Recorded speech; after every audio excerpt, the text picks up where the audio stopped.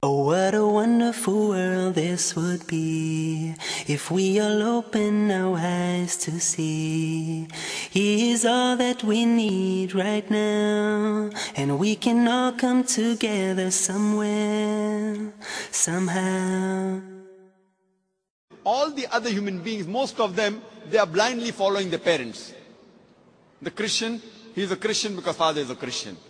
The person is a Hindu because father is a Hindu. Most of the Muslims are Muslims because their fathers are Muslim. This atheist is thinking his father, his parents may be religious, but he does not believe in the gods which his parents worship.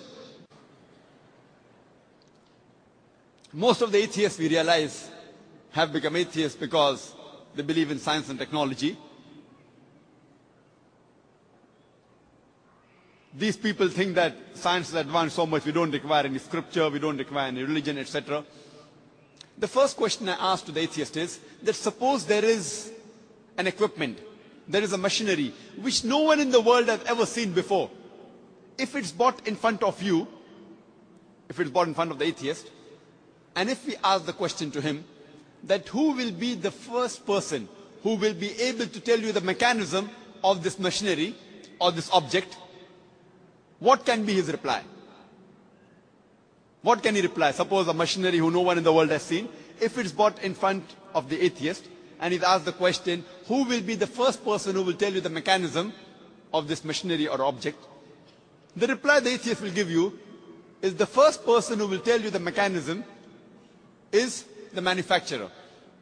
Some may say the creator, some may say the inventor, some may say the producer. Whatever they say, it will be somewhat similar. Either they say the creator, the manufacturer, the producer, the inventor.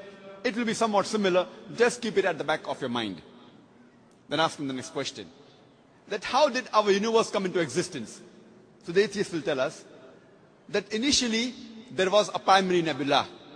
Then there was a big bang. There was a secondary separation which gave rise to galaxies, the sun, the moon, and the earth on which we live. This we call as a Big Bang. When did you come to know about this creation of the universe? So he will tell you, about 30, 40 years back, the scientists that discovered this. You ask him the question, but what you're talking about the Big Bang is already mentioned in the Quran, in Surah Anbiya, chapter number 21, verse number 30, which says, أَوَلَمْ يَرَ الَّذِينَ كَفَرُوا. Do not the unbelievers see أَنَّ السَّمَاوَاتِ وَالْأَرْضَ كَانَتْ رَتْقًا فَسَقْنَاهُمَا, that the heavens and the earth were joined together and we clove them asunder. What you're talking about the Big Bang is already mentioned in the Quran 1400 years ago. Who could have mentioned that? So the atheist will say, maybe it's a fluke. No problem. Don't argue with him. You continue. The light of the moon, is it its own light or reflected light? So the atheist will tell us that previously we thought the moon has its own light. Recently we have come to know in science, recently means 100 years back, 200 years back, we have come to know that the light of the moon is not its own light but a reflected light. The Quran mentions 1400 years ago in Surah Furqan, chapter number 25, verse number 61, that blessed is he who had placed the constellation in the sky and placed therein a lamp, a sun having its own light and moon having reflected light or borrowed light. The Arabic word used for moonlight in the Quran is munir or nur, meaning reflected light or borrowed light. Who could have mentioned in the Quran 1400 years ago that the light of the moon is not its own light but reflected light, which we have come to know recently? The atheist may say, your Prophet Muhammad, peace be upon him, maybe he was an intelligent man.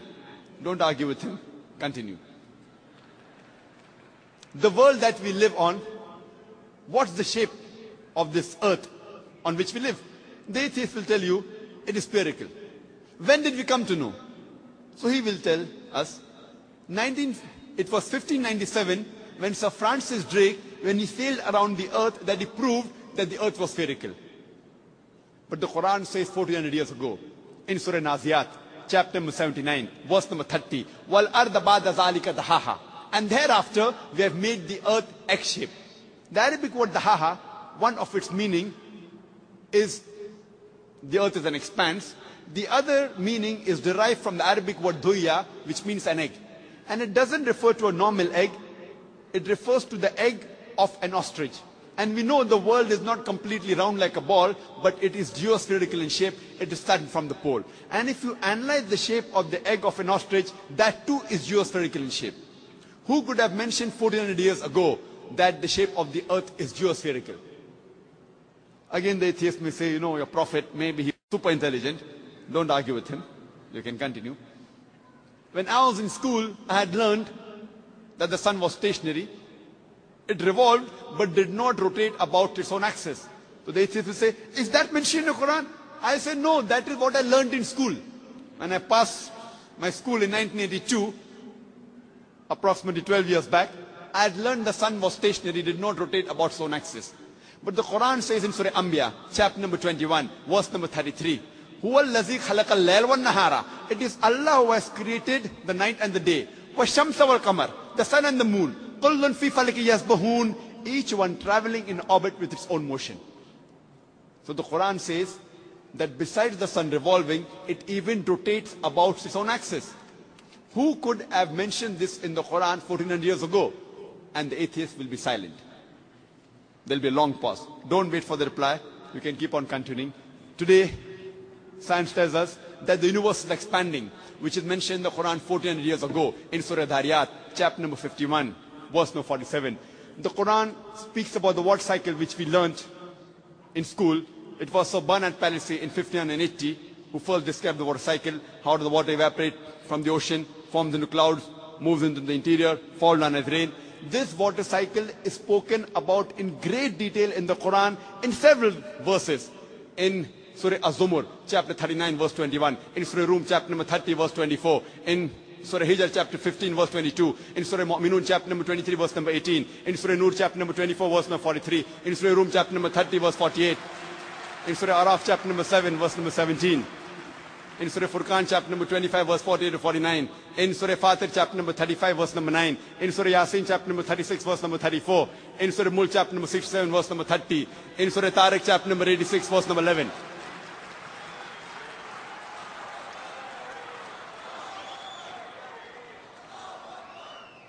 There are hundreds of verses in the Quran which only speak about the water cycle, which science has discovered recently.